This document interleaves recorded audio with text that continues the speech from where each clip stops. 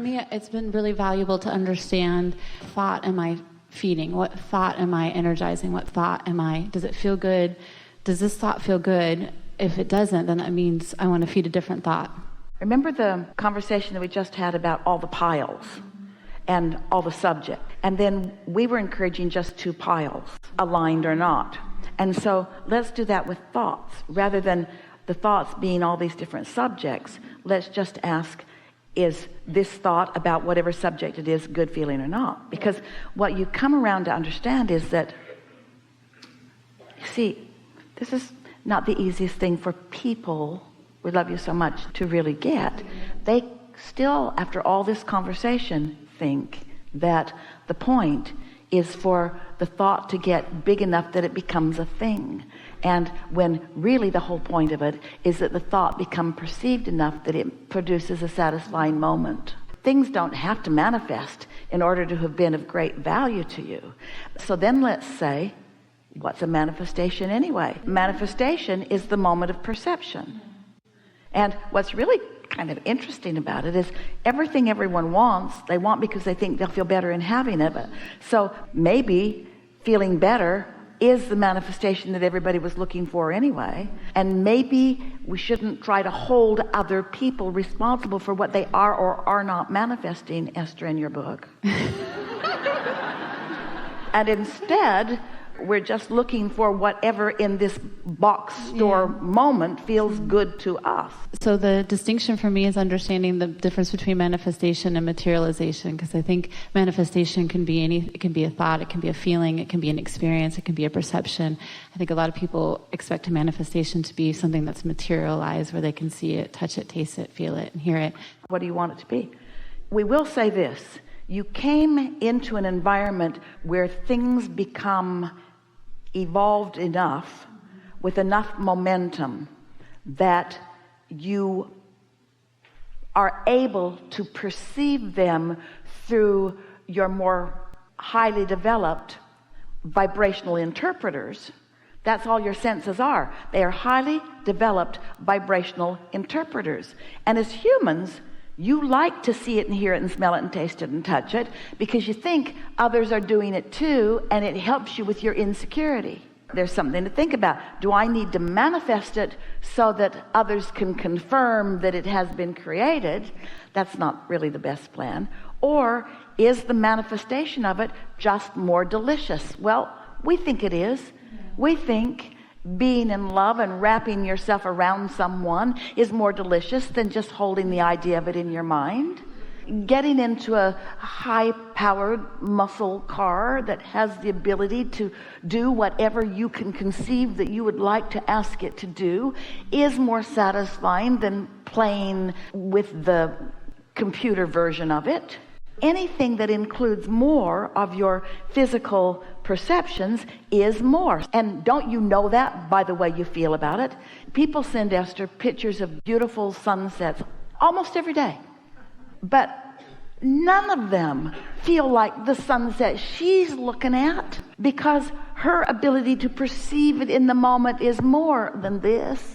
And so everyone just gets to decide, that felt better than that, and that felt better than that, and that felt better than that. So if we're standing in your physical shoes, our intention would be to make the very best of every moment in time, knowing that every moment in time has the potential for extraordinary exponential expansion. Every moment in time. So what are you working on? You're working on your ability to perceive the bigness of a moment. So let's say that you've been inside. So just follow these thoughts just a little bit. We're going to take you on a sort of opening, expanding mental journey. So imagine or see yourself inside a building, and you've been there most of the day. And you've enjoyed being there because you're like our friend. You've focused upon positive aspects, and you've just had a great day, and you're tuned in, and you saw the world today, even though you were indoors, through the eyes of Source. And so you're tuned in, tapped in, turned on, and you feel very, very good. So now you step outside, and outside is different. First of all, you can see way, way further, and there's way more atmosphere for you to perceive, and the sky's doing its thing, and so are the plants, and so are whatever's going on out there. But it's a bigger and broader experience. So in and of itself, you might say it could be more. But for most people, in its bigness, it becomes less, because your ability to focus, because of the expansiveness of it, makes you less likely to focus on any part of it. So it's a bigger experience, but it's more general, because you can't take it all in. Or can you? So then, as you acknowledge that here you are, a human, standing on earth, looking out. You've been inside, now your perspective has changed, now you're outside.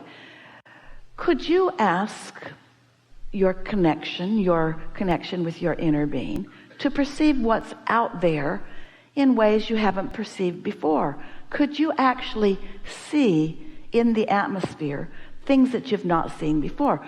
Do your eyes have the ability to translate vibration into rainbows or stratas or northern lights or colors or textures that most people who aren't using the technique of inner sight to see? Could you see something more?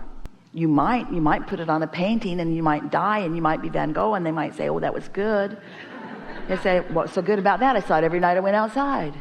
You have the ability to perceive more in every moment. This is a conversation of thoughts turning to things. So what you perceive isn't about what's out there, because everyone who goes out there sees something different.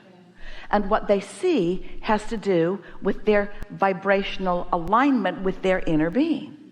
Esther walked to the gate to open it for Jerry and was in a different state of consciousness and didn't know it, because she'd walked down the gravel driveway and opened the farm gate just like always. She was going through the same physical humaning motions that she'd gone through hundreds of times before, but this time she was in a different vibrational state of being, and she heard sounds coming out of birds that only angel ears can hear. She saw in the sky things that only angel eyes can see. She smelled fragrances that nobody's nose in the county was getting. The air on her skin was different than the way most people were perceiving this moment in time. And she could feel the bigness and the difference in this moment in time. And she said, Abraham, it's you, isn't it? And we said, you've caught us again. Peeping through your eyes, smelling through your nose, listening through your ears. But the difference was, we do that every day of the world with Esther and everyone else. The difference was, Esther was a vibrational state of being that she got in on it. So her perception expanded to the precision of what we were perceiving, you see. So we don't ever want to give you the impression that there is a reality that you are going to discover. We do want to give you the absolute knowing that there's a reality that you and your inner being are creating. And when you create it and then you let yourself witness it, it's like euphoria. Yeah. That's the way it feels. It's so funny that the rainbows, I saw 8 rainbows last Saturday after the workshop, and it just felt everyone was so different and so like perception of seeing them. I had never seen rainbows that way before, and I've seen a lot of rainbows, and I was definitely flying high and definitely perceiving things that I hadn't been able to perceive before. And that's been a common theme lately, seeing things that are new for the first time, or having experiences that my eyes wouldn't let me experience.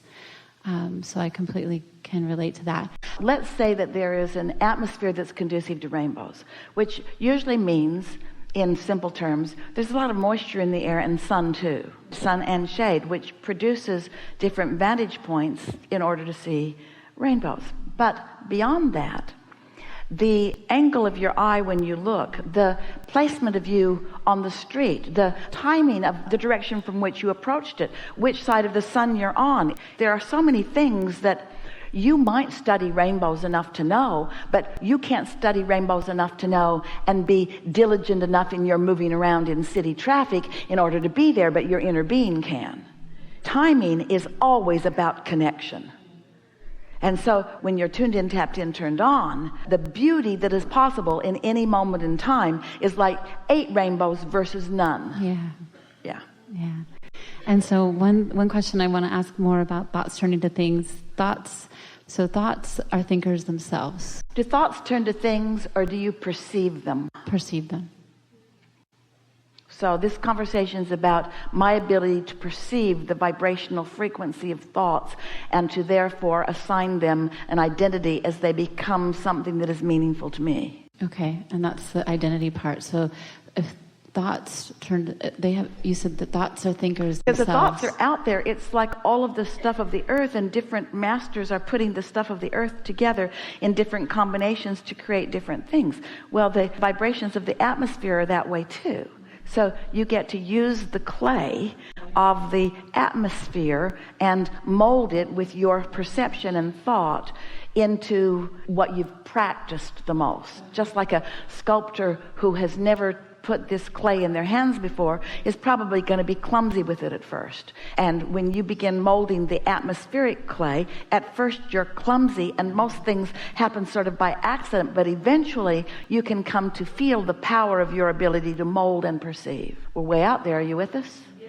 Ooh. It's really good. And so the influence of thoughts. So are you influencing thoughts, or are you perceiving them? Perceiving them. Who's the influence over? That's the question. You. So, right. Always me. You're influencing yourself. You're expecting meaningful rendezvousing with atmospheric vibration. The reason we ask is because sometimes when people say influence, they mean over other people. And we're really not encouraging that so much. No, but it's like the belief and expectation. So when I have a strong belief, it's just a thought, obviously, that I've been thinking over and over again, so it has a lot more momentum. Would you say a belief is an easy thought? Initially, it's... Well... Yeah, because it's practiced. Yeah, so it's easy. So then you want to just ask yourself, it's an easy thought because I've practiced it so much, but does it pass other muster? It's an easy thought, but is it a beneficial thought? Is it an uplifting thought? Is it a thought that I want to continue to encourage? That's the discernment of understanding the influence that the beliefs have when you're on that. You're broadcasting, and what you're getting back is that influence, right? Are you under the influence of your inner being, or are you under the influence of a belief that's not serving you? And so it's also the gift of honoring your preferences. I think that's the key for me is really tuning in to what's my preference, because when I have a decision, I think my inner being knows all my preferences is lined up right there, every time, holding them. And if I ask the question, what's my preference, that puts me right into alignment. But what's the bottom line motivation? Is there a question in here, or are you just enjoying our conversation? That's the question. Because this is what we want the question to be. Okay, I want to know it. We want the question to be, what is it in all of this that I'm looking for? And the answer is satisfaction. But let's make it a less nebulous and general answer. Let's say, I'm looking for fun, or I'm looking for juice. When Esther got in her vehicle that had the ability to move quickly, she focused differently than when she gets in her SUV. She has different expectations of that fast little car. And so does everyone around her in traffic. You can never separate yourself from the environment in which you live. So the singular thing that matters is what your intention is in the moment. And so Esther's discovered, and you all can discover and choose whatever you want. Esther looks for fun first, because the other things feel pretty solid to her. She does not really get too excited getting in a car and just going the speed limit. That is just not very exciting to her. It's not very exciting to her to be in a sort of clumsy, cumbersome car, which all SUVs sort of tend to be. And sometimes for practical reasons, she's in those kinds of cars. And sometimes for practical reasons, you're in those thoughts. But if you really have a wide open arena in which to choose, what is it that you're looking for in any moment in time? Aren't you looking for the greatest exhilaration, the greatest satisfaction? Aren't you looking for the fastest moving energy that you can keep up with? Isn't that really what you're looking for? Not faster than I can keep up with. That's not fun.